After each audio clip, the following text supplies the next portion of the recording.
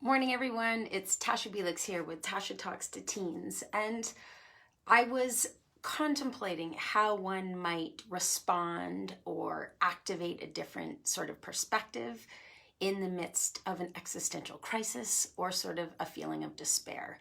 And not to dwell on the yucky stuff for too long, but I think through the pandemic, and now it's been months that we've been living like this, I think there really are those ups and downs. And we can't minimize or push away the downs where people can kind of feel collapsed and feel like, oh my gosh, how do I even climb out of this? And one of the remedies is to engage our sense of agency, our sense of personal power to create some change and to do something with this feeling.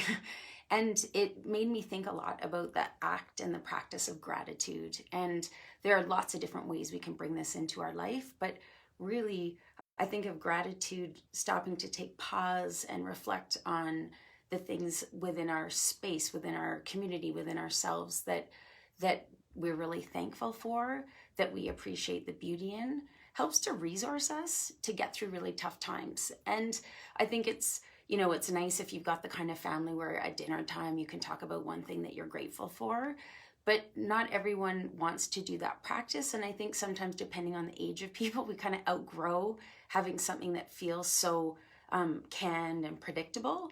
And so I was thinking about metaphor and how we use metaphors, and kids use it naturally all the time, to really paint a picture with our words. And this might be a more creative way for teens and for adults to get engaged in a gratitude practice. So metaphors often call on themes in nature to describe something. This is like that. So an example might be, I am a feather in a storm. And it kind of paints a picture of maybe someone's vulnerability or what it feels like to be in that moment, how resourced they might feel, and really conjures up a picture in our mind. And so I was out on a walk today before I came to work, and it's beautiful in Calgary. The fall colors are out, and I was thinking about gratitude and metaphor as I was on a walk with my little dog. And it made me start to think I was noticing things that I probably wouldn't have noticed in a different way. And so these are a few of the little metaphors that I came up with. Gratitude is a rose in full bloom on a crisp autumn day. Gratitude is the crunching of leaves underfoot. Gratitude is the giggle of kids at play that awakens me to this moment. And I'm sure there would have been many more, but those are the ones that kind of came to my mind. And so my challenge for you, and I'm hoping this is something we can create as a collective, is next time you're out on a walk, and this could be walking to your car because you have to go pick up something at Safeway.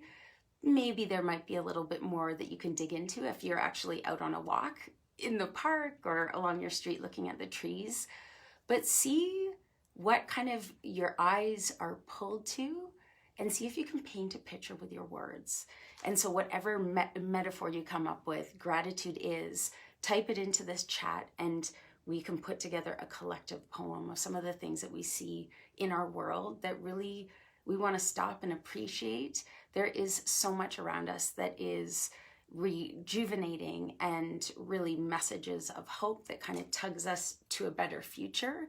And the more that we can hone in on those and really take moments to celebrate and kind of cherish them, the more activated and the better that we feel.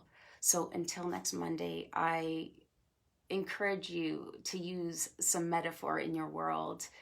Breathe deeply and kindly to yourself and be well. Bye for now.